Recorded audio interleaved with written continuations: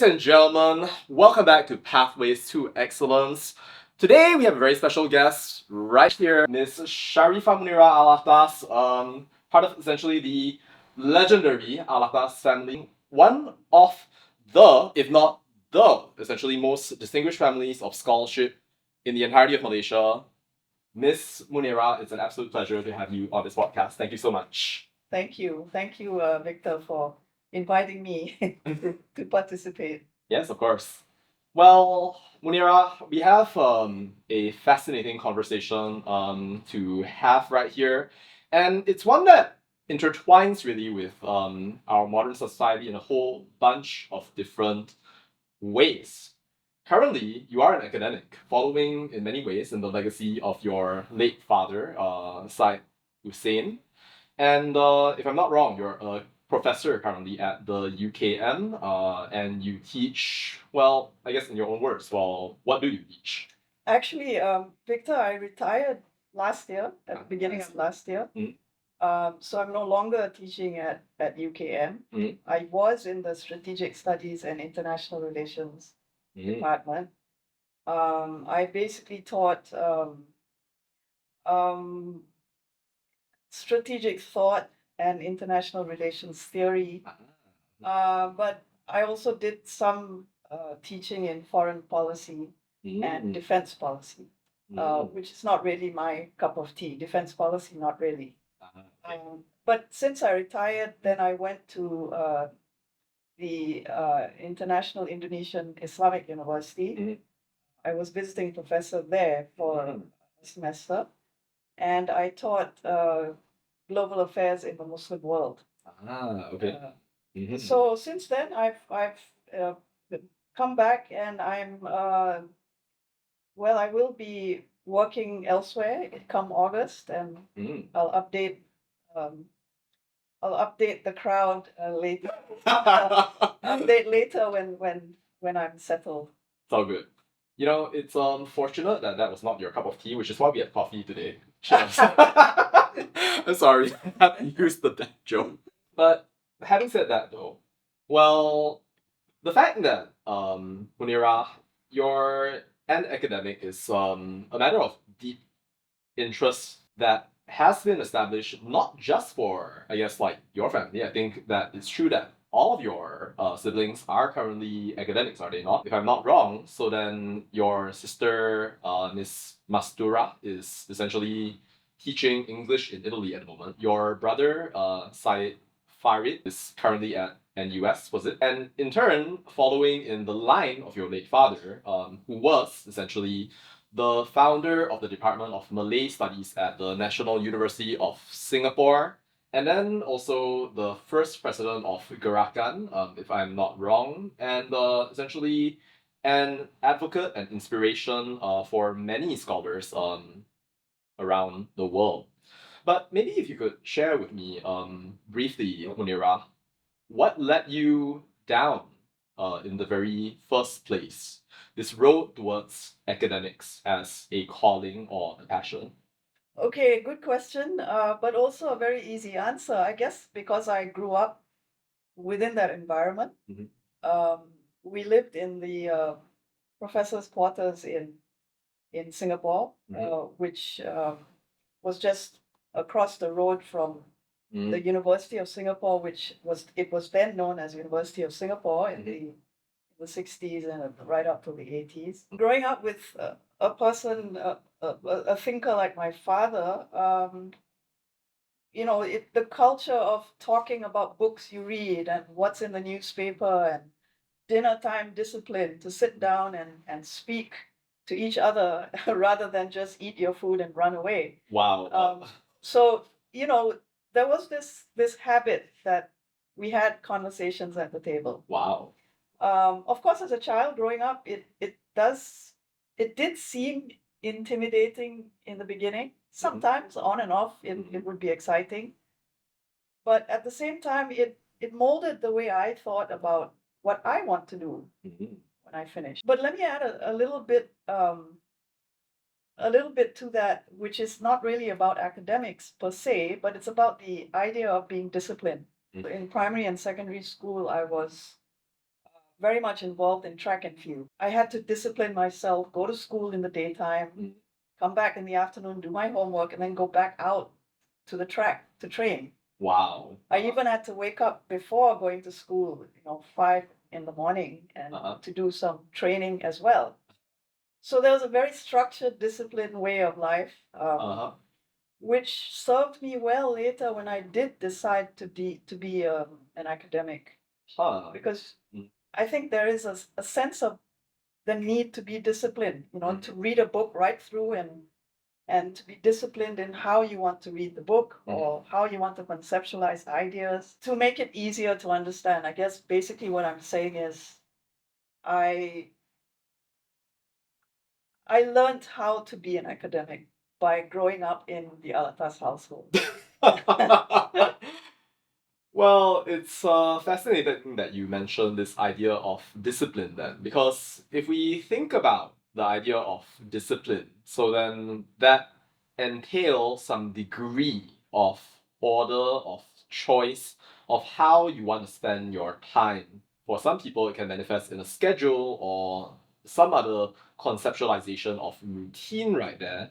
But I would like to ask, I guess, and I was curious to, catch on to this point earlier.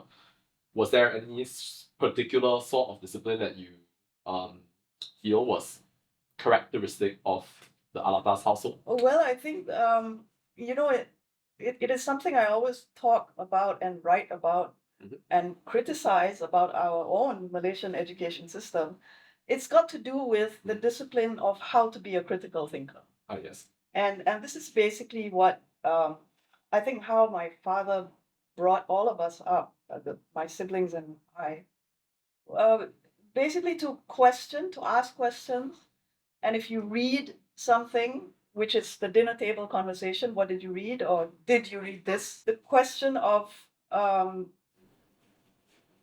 what's your perception? What's your opinion? So I think to me, that was a very critical part about molding my inclination towards going into academia. I always wanted to ask questions. When I went abroad to study, when I finished high school, I was naturally drawn to the social sciences and the humanities because I didn't know, I wasn't interested in asking why two hydrogen atoms and one oxygen makes water. I wasn't interested in asking that. But I was interested in asking about human affairs. Why do people think and act upon what they think, or sometimes not act upon? So I think the curiosity is what drove me. I can't speak for my siblings, of course, but I'm sure it's similar. Fascinating. Then was there a part of that that manifested really in, I guess, like a culture of like sports? Because I remember reading in your sister's new book right here. I'm not sure if it's a new book, but right here, The Life in Writing right here, which I read cover to cover. It mentions that basically you and your brother, I think, were the athletes of the family. So was, I guess, like a culture of athleticism like something that was also like heavily promoted in your household, or was it just something that you personally were interested in? Because incidentally, ladies and gentlemen, we are here with the world #1 record holder for rowing in the 60 plus category right here. My goodness. All right, compose yourself. Decorum. You're in a famous academics house. Okay, yes.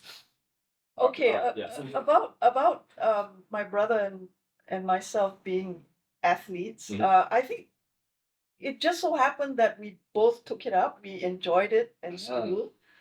The thing is, my parents didn't discourage us. So we naturally took to it, and we were encouraged. That was the free ticket we got. Many parents would say, don't waste your time. It's better to study and get all A's. But my parents were not so particular about whether we got A's or C's, or of course not F's. But it wasn't like today's children are supposed to be getting 7 and 8 A's, and that's great.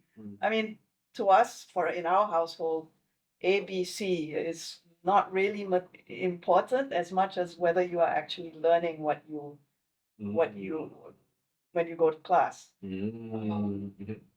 We weren't bad students, but as far as I'm concerned, I was basically an average student in school. I wasn't excellent, Mhm. but I wasn't a dismal failure either. I see. So, To be fair, like we're talking about the standards of the Alatas family right here. We have a PhD in history from Colombia here, so like that's I don't think you're an academic slouch, Munirah. yeah, well, but the point is, we were encouraged to do whatever we were good at. You know, we were encouraged. I see. So, Okay, so that's I wonderful. appreciate that about the way my parents brought us up. Wonderful. Let's kind of move towards how I guess living like within this household shape the way that you think and well view perceive the world. Right now we have a painting, for example, featuring the late Syed Hussein Alatas. Then of course then there is yourself right here. All the face is still the same right there. And then I'm not familiar with the last person. Oh, okay. Well, she is my mother, my late mother. I see. Sarojini Zahara Alatas. She I was see. born Sarojini Christiana Lutz. And my parents, they met each other in the late 50s in Radio Malaya. My mother Right. was working. I've written an article about it. The whirlwind courtship of 2 weeks Yes. that eventually resulted in. Yes. I see. Okay. Right. Yeah. And so when we think about the reference materials that you use for this right here, what led you to choose these particular expressions in these particular times, and what do you feel that they capture about the things that you would like to preserve as part of the memory right there? Well, that's a rather complicated question because Yes. it's based on a very simple impetus on my part. It was just to have a painting of all three of us because I think there are very few pictures of my mother hanging anywhere. I see. And whenever we talk about the Alatas family, it's basically my father. Right. But you know, the article that I wrote in FMT, which came out in, I think it was 2018, um, it was published during my father's birthday, on the day of my father's birthday.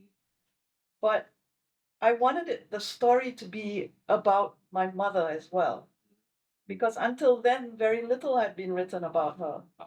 See. So I essentially, I guess I'm telling the world essentially that I, Munirah Alatas, am a product of both.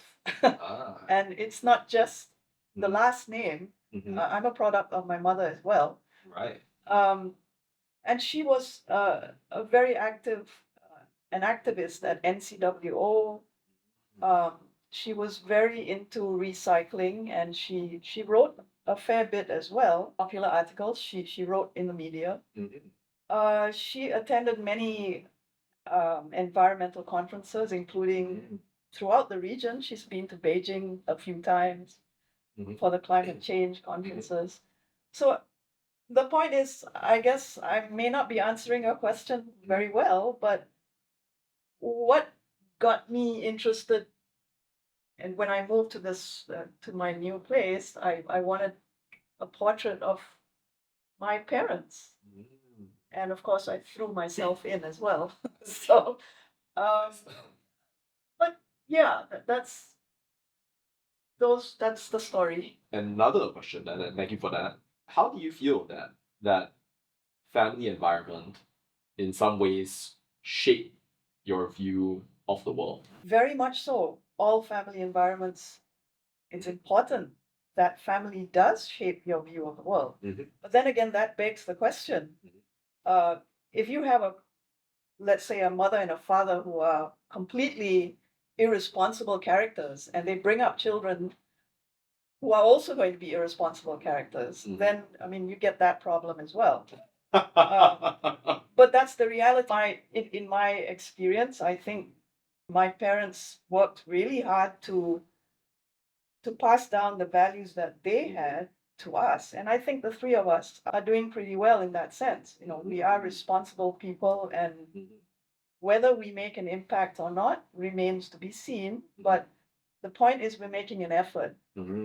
Absolutely. And I think that is the value that Mhm. we cherish, and Mhm. what I've learned from my parents at least. Mhm. Just keep trying, never give up. I mean, people write songs about that, right?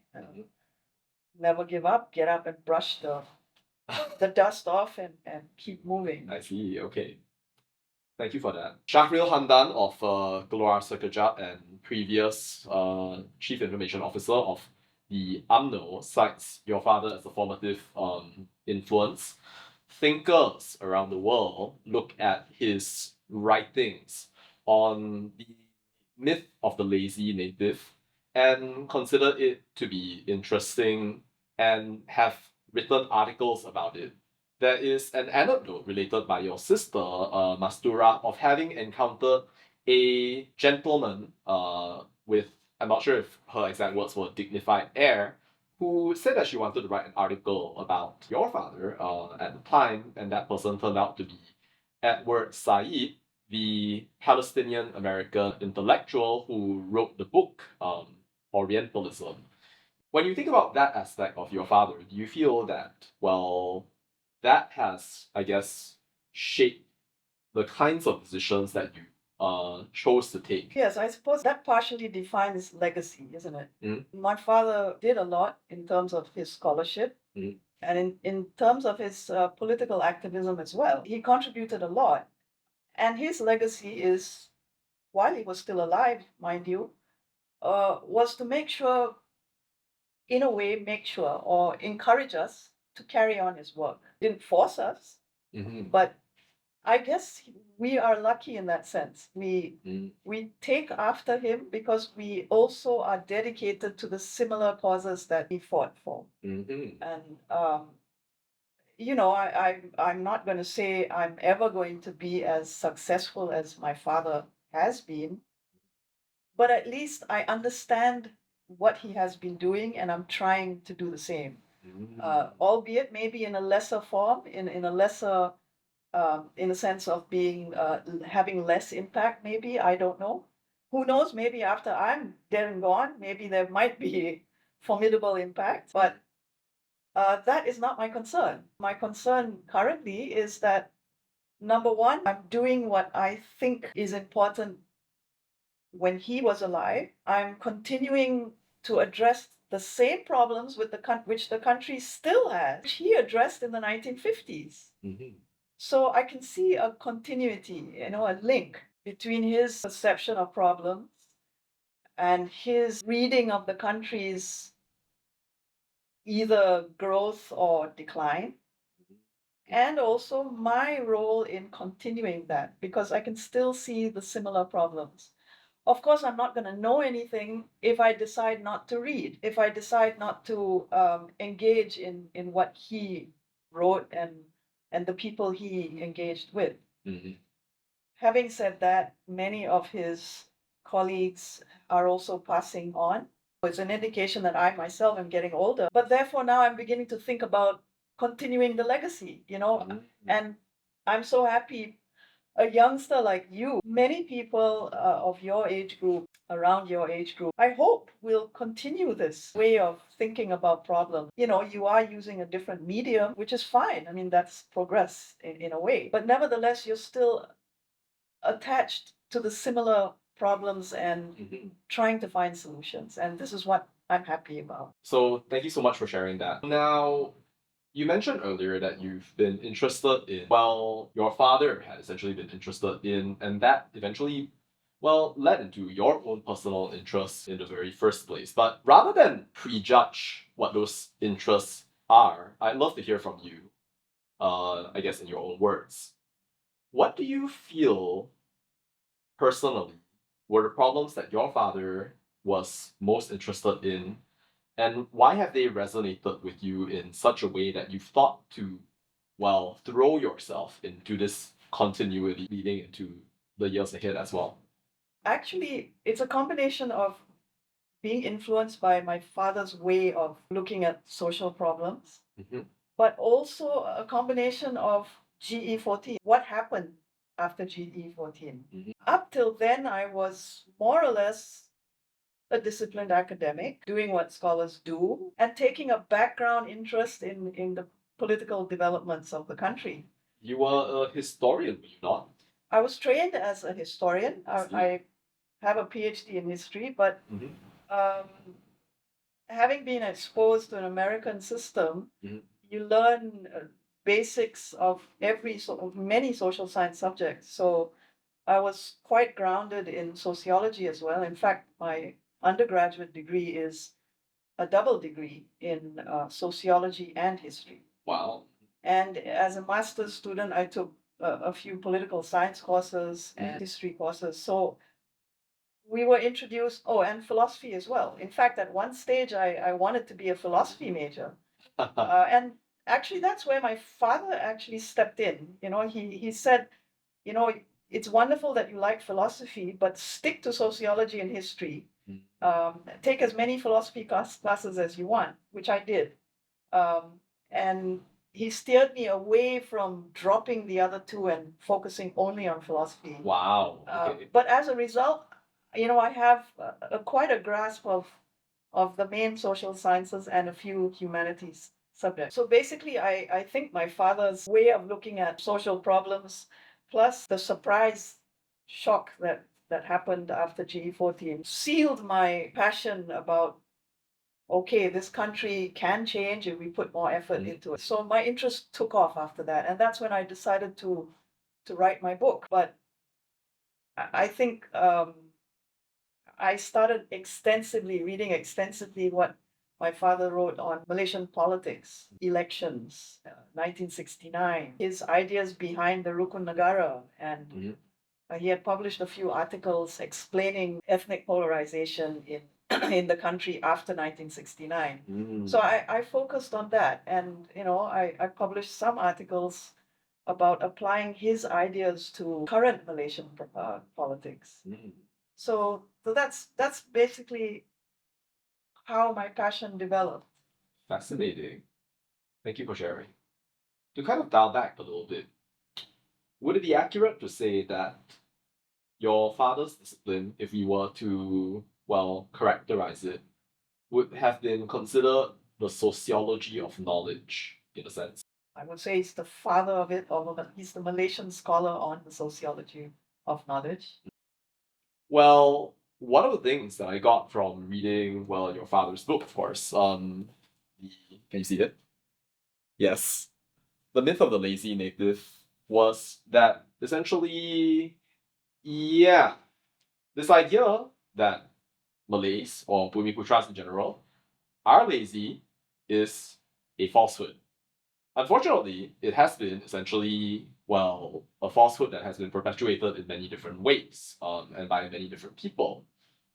Revolusi mental was one thing that was happily disparaged by your father. I like to imagine that your father took great pleasure in writing, like that sort of criticism of Revolusi And mental. critiquing Dilemma Melayu. Yeah, the Malay dilemma. The myth, it was 1977, I think, or Yeah. I was still in Singapore, You were but still before. yeah, I mean, my sister has written some anecdotes about how he would sit in the dining room table and Oh, write, yes. and I mean, I remember those images as well. I see. But of course, as I told you earlier, as I was relating earlier, I would have to get up early in the morning to train. Okay. So I went to bed early usually. Okay. So So you didn't. Right. and- He wrote in the dining room explicitly so he would not disturb you. right, and also I remember waking up. I would see the fan, had just been turned off, so it was slowing down, and I would smell the smoke, tobacco, the tobacco smell, or I think it was pipe that he was smoking. And by the way, this is a pipe. Wow. Which I managed to get. When he passed away, I saw this, and I wanted to keep it because it is a pipe that, as a child, my brother and I would make fun of it. But the thing is, this is a pipe that he was smoking, and he did smoke. But I remember, the smell of his tobacco coming down from my bedroom upstairs early in the morning, because I would have to get ready to to go and do my runs up and down the hill. So to that extent, I guess he was writing, one of these two books, Intellectuals in Developing Society and this, The Myth. I see. Okay, interesting. Cool. But of course, my sister has other anecdotes in her book, which are her experience. For me, it's the fan slowing down and the smell of the tobacco, the smoke. You mentioned sociology of knowledge. I see this a lot in when I started working at UKM. I went into the field of international relations and strategic studies, which is, for all intents and purposes, it's political science. But it's basically about using knowledge as a form of power and to dominate a group of people or to dominate community. And this is essentially what colonialism was all about. It's basically, you want to exploit a people or a community or a country for its raw material, for its resources. So you have to devise a way of dominating the people, but at the same time, not outright invading them and killing them off. Yes. Because you want to also use them to work the land. Essentially, my father's writings about our own politics and our own politicians is in a similar fashion. It's dominating the rakyat by devising ways of manipulating how they think about themselves. So, I'm not speaking about any one politician doing it. It's been a trend. And I find that a fascinating problem to keep highlighting and trying to solve. We'll never solve it, but if more and more people are aware of applying the ideas of the myth in the book, what my father has been writing about, if they can apply the ideas in that book to the current way of the country is being governed, I think we will be more enlightened as to how to solve and reform the country and how to solve the problems that we are facing. And of course, not to mention, he's written a lot about corruption, which is a major problem. I'd like to introduce another interesting book that might be relevant to this right here. Have you ever read any George Orwell before, Munirah? Okay, yes. Have you read Animal Farm? Yes. All right. For the audience. So Animal Farm is about a farm where the animals have decided that, well, you know what? Like, these human exploiters right here have essentially oppressed us for long enough. This cannot go on. And they proceed to essentially go out there and they fight and they fight and they fight and they eventually take over the farm right here. And here is the transition from Alatas in myth over to Alatas in modern political context. The pigs take over, but eventually the other animals, no longer oppressed by the humans, are now oppressed by the very same pigs that had claimed to fight for a revolution right there. And the final image of the book is striking. It is of the pigs basically in the home that the once human occupiers had essentially, lived their lives right there. It seemed that they appear vaguely human-like. When you think about the political context of the modern age and a lot of the things that are happening in the contemporary society in which we are living right here, you feel that perhaps we have an Animal Farm type situation whereby the fighters of an old generation have somehow come into the power that essentially the colonialists had once exerted over us, but now when I say these people right here, are the politicians then utilizing the same techniques in some sense to exert control over the modern population? Okay, yes. What I would say is it's coloniality at home. We have coloniality, a colonial relationship between our political elites and the rest of society without colonialism. Essentially, it's domination and it's exploitation as well. But I wouldn't say that it's only existing in Malaysia. It's the way the whole world order is organized.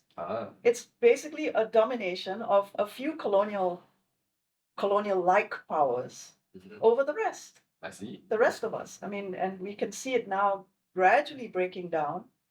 But at what cost? Thousands, millions are dying because of exploitation and because of greed. The way the entire United Nations system is organized as well is a form of exploitation.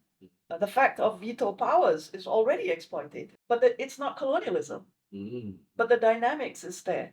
I see. So it's just a different way of wording it. I mean, we're not using the term colonialism anymore, but the dynamics of human relationships are still there. It still exists. When we consider the kinds of ways in which Syed Hussein and now yourself explore this right here, and also various other problems as well related to Malaysian society, what do you feel are some contemporary problems that I guess your father's ideas, now in sync with yours, are especially pressing for you?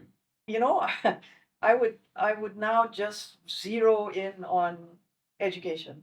Maybe let me focus on higher education. University in Malaysia, at least, are not what they used to be, and they seem to have lost their purpose. I say this because of the frenzy around how our universities are now participating in the global university ranking system.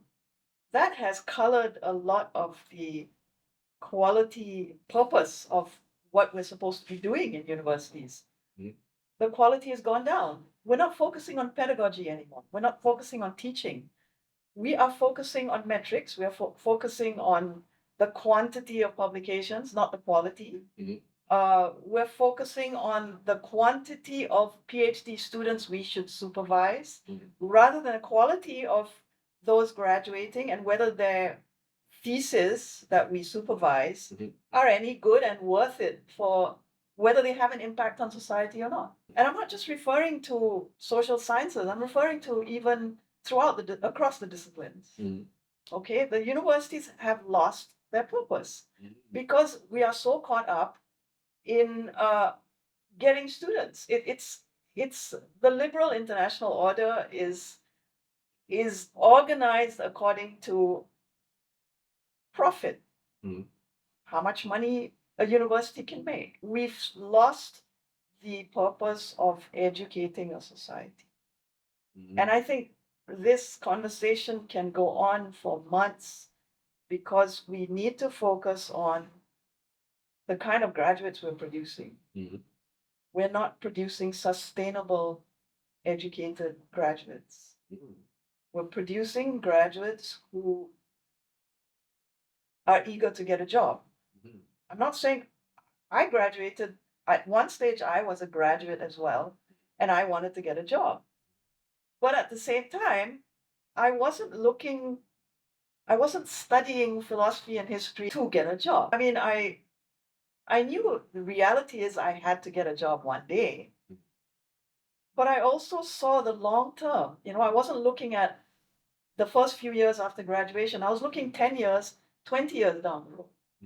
And that is a way of thinking that my father taught me. To always see the bigger picture, to always see long term. And I'm finding that is a problem in how our universities are set up today. We're only looking at employability, which is a short term, a very myopic way of looking at education. What is it that has led you to become passionate about addressing the problems that you see in this world by focusing upon higher education? All right, maybe to begin with, I'll start at with my basic observation while I was in the university. Rampant academic dishonesty. I mean, that's what I observed, and it bothered me. Both students and lecturers didn't seem bothered that they were not honest in producing an article. Plagiarism. In Malaysian society, when you talk about plagiarism, it's usually focused on the student. But in my experience, Mhm. nobody calls out the lecturers for plagiarizing. Mhm. And the lecturers do that left and right all the time. Well, we see like a ChatGPT article like from a Well, I mean, lecturer. that's a whole can of worms with that. I mean, that's something that is going to be a big challenge. It's already coming out. I mean, the use of AI or Chat GPT in Retraction Watch, which is they publicize articles which have been plagiarized. They call them out, and many lecturers or rather full professors globally have had to retract their articles because they've cheated, they've plagiarized. So it's not just a Malaysian problem, it's a problem with the world because of technology. Let's put it that way. Essentially, what got me interested in education is because of my own experience in the university system. Yeah. And I kept on addressing it even after retirement. I continue to do it because there is rampant academic dishonesty. There is also rampant stupidity among our educators.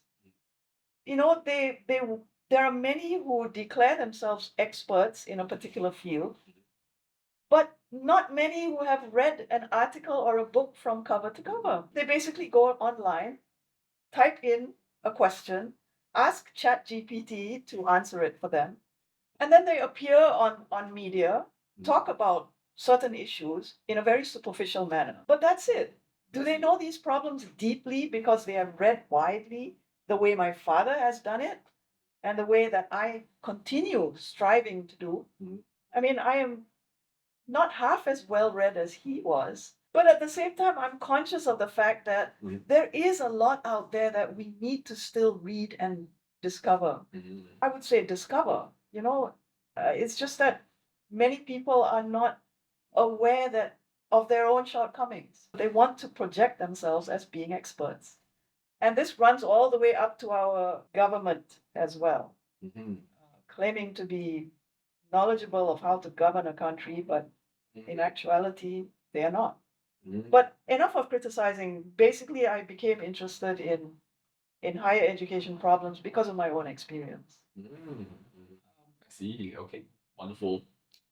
It's interesting because there is a quote from the late Kurt Vonnegut Jr., which I'm not sure if you've heard before, but it went something around these lines. True terror is waking up one day and realizing that your high school class runs the country. you know, it's kind of interesting how the nature of time is right there. I feel that time sometimes forces you to make certain choices right here.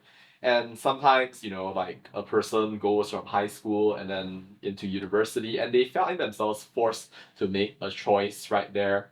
But at the same time, like you end up having a whole bunch of people end up somehow, whether by accident or maybe essentially by planning right there to find themselves in certain positions. And you see a lot of that actually like happen on a day-to-day basis. But what would it mean if we had an entire generation of people who only use ChatGPT in high school to write their essays and have lost the capacity to think really about the world? That would be interesting to think about. I can see the expression on your face right now that is Yeah, coming in out. many ways, I'm glad I'm 61. I'm just 61 years old because I won't live to see that day because I shudder to think of that kind of world. Because I can already see it happening in the university, that the kind of courses and the kind of pedagogy that goes on, it's soulless. We are not teaching our students to question their surroundings. On the one hand, it's because in the Malaysian context, we have the heavy hand of politics involved in education. So there's fear. But on the other hand, it's also easier, not to get feedback from your students. It's easier to just be a mouthpiece and teach and talk down to your students rather than engage in a debate. Right. But then when you engage and encourage debate, your young peers are going to learn how to think on their feet. They're going to develop confidence. Now, I would say, I don't know, you are young, and I may be perceiving this wrong, but my perception of the younger generation so far is that there is a lack of confidence. Public speaking, for instance, a lack of either apathy or fear of wanting to express their viewpoints, right? Apathy, fear, or maybe ignorance, not knowing how to do it. Okay. Now, when I was growing up in the 70s, I think it may have been similar, but I had the advantage of going abroad. And it's there that I learned. I developed my confidence there. I wouldn't say that I came back fully confident myself, but it's hard work. You tell yourself, I need to ask a question, and I'm not going to worry about whether it's a stupid question or not. And that goes back to what my father used to tell us. There's no such thing as a stupid question. So, but if I had teachers who would tell me that, like in a sekolah in kebangsaan today, if a teacher tells his or her student, ask questions, there's no such thing as asking a stupid question.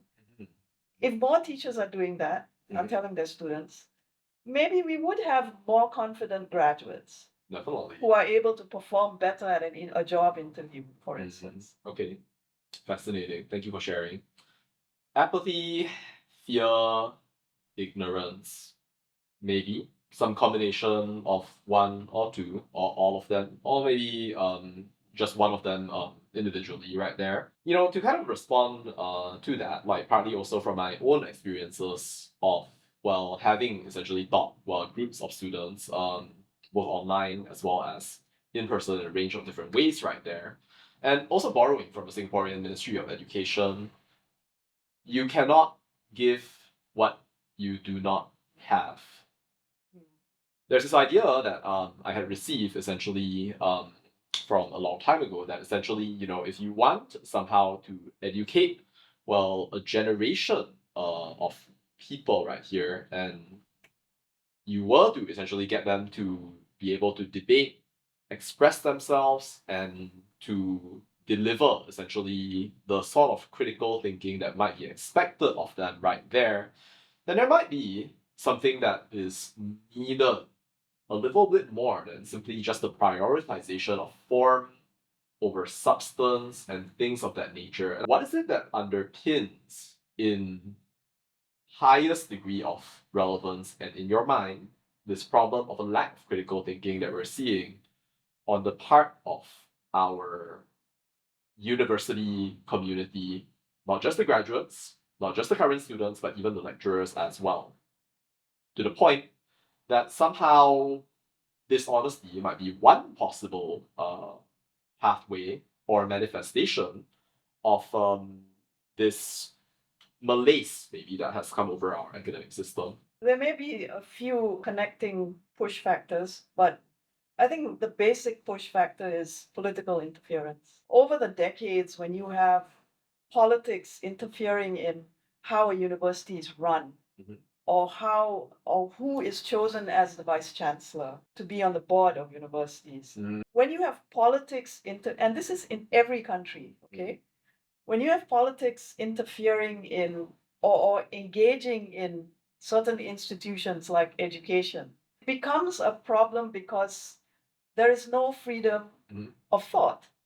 There's no freedom, academic freedom. Whereas a university is supposed to be a safe space to experiment with ideas, to encourage debate, to encourage platforms of exchanging diverse ideas. This develops critical thinking because you have to think hard on your feet how to counter that point of view A and project point of view B. Also, we are supposed to know a lot more, a wide range of array of information. Why can't we study different religions, for instance? Because if I want to understand my own religion, your religion, my religion, let's say we want to understand more, about why I am so strong in my own belief system, it would help me if I learn about somebody else's, a different belief system, so that I could compare and contrast.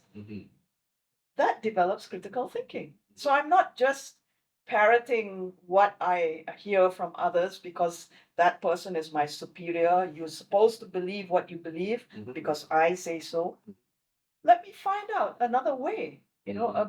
This is the critical thinking way of doing it. If you have politics interfering in how a university runs its courses or the subject matter of different curriculum, you're not going to have the freedom to investigate different points of view. So I would see this as the fundamental problem in our system. Thank you for sharing that. Now, you mentioned Vice Chancellor earlier. Now, there was a time when Syed Hussein Alatas was the Vice Chancellor of the University of Malaya, but in the course of 3 years, during the time when Mahathir was the Prime Minister and Anwar at the time was the Education Minister, that eventually came to a premature end. Do you feel that that was characteristic in some ways of, well, interference from the government in the free expression of ideas at the time? I think so. I mean, at that time, I was in the United States, but I was following what was going on. Definitely, it was because the powers that be at the time were not happy with the way my father was running the university. Although many of the lecturers were extremely happy because many who were Syed Hussein plus you. many who were who were in a stagnant position, not being promoted for years, despite their excellent performance, they were promoted. But I'm not going to get into details. But to answer your question, yes, his running of the university did not make certain political entities completely happy. So it was best that he leave. I see. And of course, there was a whole drama around why he was leaving or why he had to leave, which is very unfortunate. And it was an unfortunate period of his life, and it's very unjust what happened to him. There were many times when I used to come back for holidays, he used to tell me, whatever you do, don't get involved in politics. Or indirectly, he wouldn't sit me down and talk about politics only, but very often he would say, it's useless. Don't ever get involved. But the point is, that was an episode in his life where he thought he could change. He could really influence and commit to changing the way the university was run. But it only lasted 3 years because what he actually did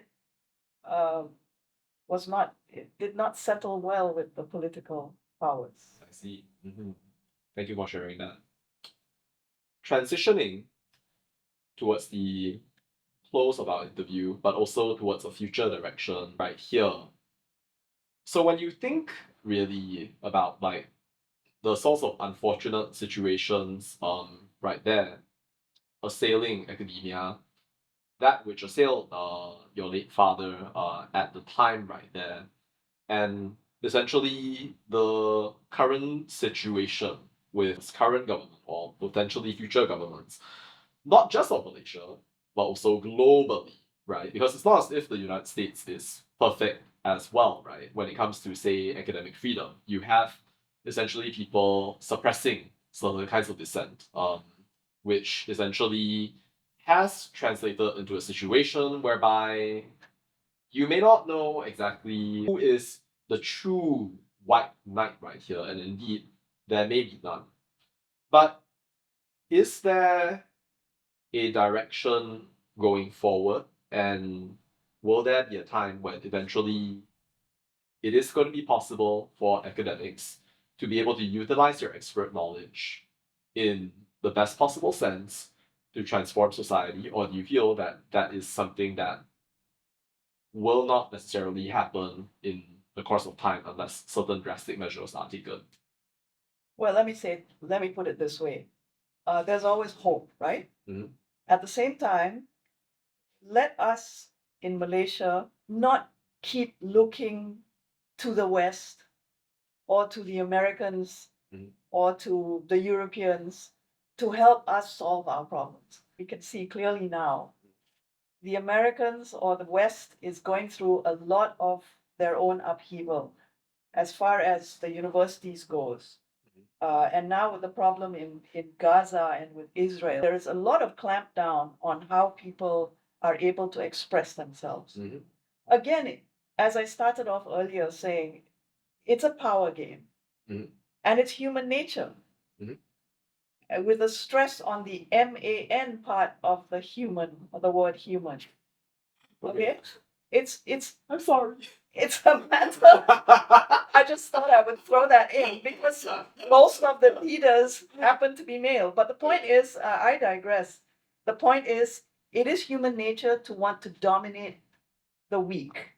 But their perception of the weak is problematic as well. Just because we are a middle power or a small power, Malaysia, doesn't make us a weak power. We only become weak if we constantly look towards the West for advice on how to solve our problems. So let's look at the problems in our universities, for instance, solve them by looking inwardly as to how our politics is interfering. We cannot have a free and a critically open university system if we are constantly trying to look over our shoulder and guard ourselves about saying the wrong thing because we're afraid some minister is going to call us out. So let's not look outwards, let's look at our own problems, contextualize our problems within our own political system. Yes, we can look towards Finland. They have a great school system. But that doesn't mean we have to devise all our policies with a Finnish blueprint. Let's borrow, but at the same time, critically devise our own system to solve our problem with English, for instance. We have politicized language. Why can't we just be good in both rather than saying choose one over the other? ¿Por qué no los dos? As the Taco Bell girl says. The point is, why can't Malaysians, the next generation, you guys are smart, learn 2 languages? Malay and English. Nobody's saying discard Malay, but we're saying, why don't we showcase both languages? Because that's the way the world is transforming. So, there's a lot of sensitivity, a lot of politicization where it's unnecessary. What I would say is there's hope for the future, but we have to keep speaking. We have to keep talking about transforming and about pressing the government to reform. But don't expect change to happen within 5 years. I've given that up long time ago. Change may come in 20 years, and by then I'll be 80 and maybe not around anymore anyway. But I'm hoping young people, the younger generation, are not going to think in terms of 5 years. Think in terms of 15 or 20 years. And this is what's lacking, I think, at least from my observation. Everyone wants a quick fix to everything. It very much fits in with this whole idea that essentially Syed Hussein Alatas did start when he was talking about,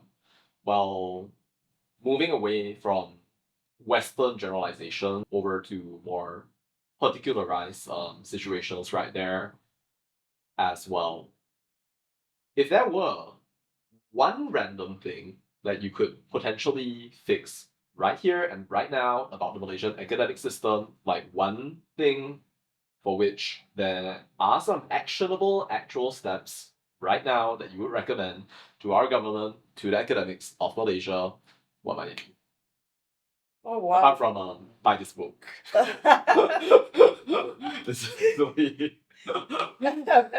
No. Yes, buy this book. But Victor, you're supposed to do that. I cannot sell my own book. Buy this book. Reform and Nation Building Essays on Socio-Political Transformation in Malaysia by Sharifah Munirah Alatas. Human Rights Malaysia's Rights, My Rights. Tell us about this. To answer your question, which is a very difficult question because there isn't just one problem. Everything's interrelated as far as higher education goes. But the easiest thing I would say, because I've been through it and it's it's very annoying. Remove the clock-in system. I mean, that is the simplest, easiest thing. Remove the clock-in system so that academics don't have to go like factory workers, sit at the desk from 9 to 5. Whether they produce any work is irrelevant. As long as they clock in, that is what seems to be what university administrators want. And I think it's a waste to insist that we do that. Treat lecturers as human beings, as what they are supposed to be treated like, thinkers. You can't make somebody think from 9 to 5. I mean, sometimes you would think, while washing dishes at 9:30 at night. Yes. You would think an entire chapter of a book while washing dishes. Right, yeah. I think that was part of like a Yale course that I took. The whole idea of like unstructured thinking and the way that like ideas can actually compose themselves in a person's mind. Yes.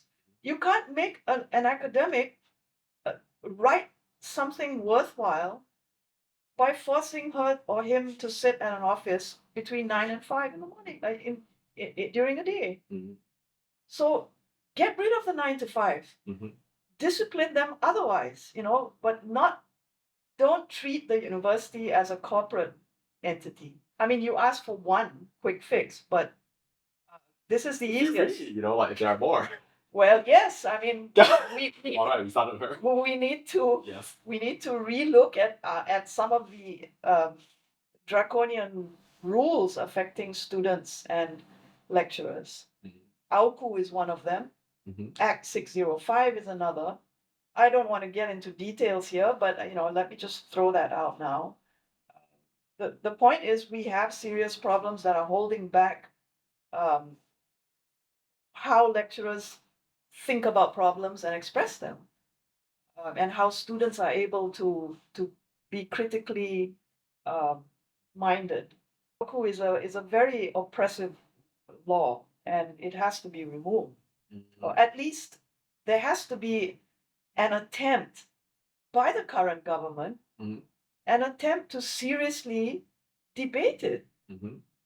Not organize a town hall and then it becomes a talk-down session. The organization I belong to, GERAK, the Malaysian Academic Movement, we are constantly coming out with statements that address systematic problems in the university system. I don't think what we write is actually nonsense. I mean, we have made some pretty good suggestions. So the minister will have to, accommodate our statements and think seriously about what we're saying. Wonderful. Okay.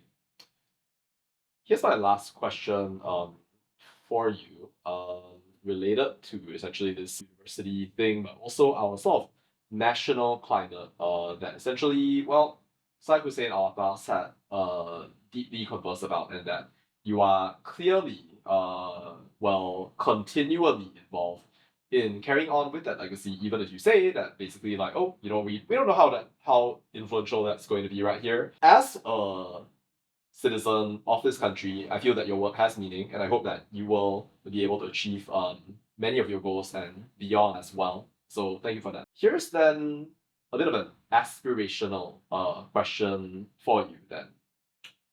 If there were a national conversation that you wish could happen in our country that is not currently happening at the moment, that perhaps politics, laws, or perhaps some other forms of constraints are inhibiting at this moment in time, what might that conversation essentially be?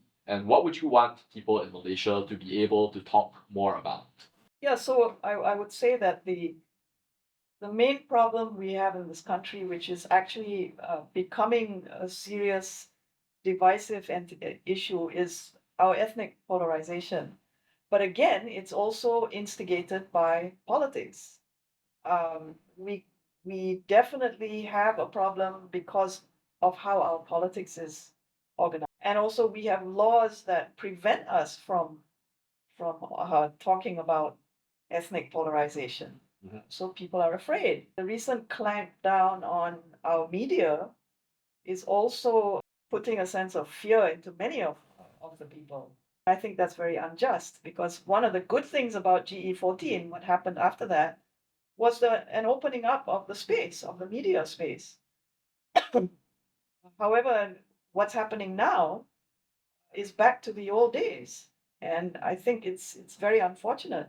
Freedom of expression is what I would hope, the government considers. It's very unjust to clamp down on what the people have to say.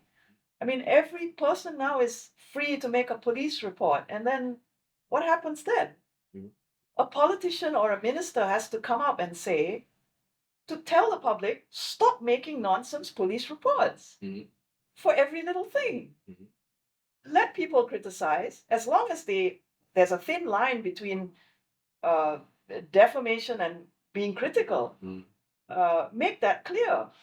But a minister has to come up and say, or maybe even the prime minister himself, has to tell the people who are trigger happy to make police reports, stop this nonsense. Because now every little thing a police report is being made. And of course, the police hands are tied. Whenever there is a report being made, they have to investigate. Yeah. So a lot of resources and time is wasted. But, it's up to the leaders to step in. They should step in these matters. Absolutely. Rather than step in on if somebody wants to write a column that disagrees with certain points of view. I mean, that's to me not acceptable. So I would say that's my concluding remark. Wow. Thank you for that. I mean, personally, I don't have a particular disrespect for the police. I have been helped by police in the past, and I understand that you have a difficult job right there. So to the leaders of this country right there, we are essentially a country that's composed, I guess, of like multiple races right here. And of course, we know that context can be sensitive in a whole bunch of different ways. But going to a sekolah kebangsaan, I found that with the people whom I'm close to of all different races, I found that a lot of the times we actually get closer when we can actually sometimes not to say fight right there, but have disagreements kind of thing right there. We have our own assumptions maybe about different races right there, but in many ways I find that being able to talk about those things is beneficial right there. And well, on that note, we do actually also have various things within the history of our country that showcase attempts, in fact, to bring about a closer, more unified Malaysia. And in fact, that is something that is the legacy of Syed Hussein Alatas, the Rukun Negara. I believe one point, in fact, was cut out essentially, and that is essentially, the point about not questioning the loyalty of any citizen, and just saying out there, oh, so don't you want to go back to your home country right there? You support surely your home country right there?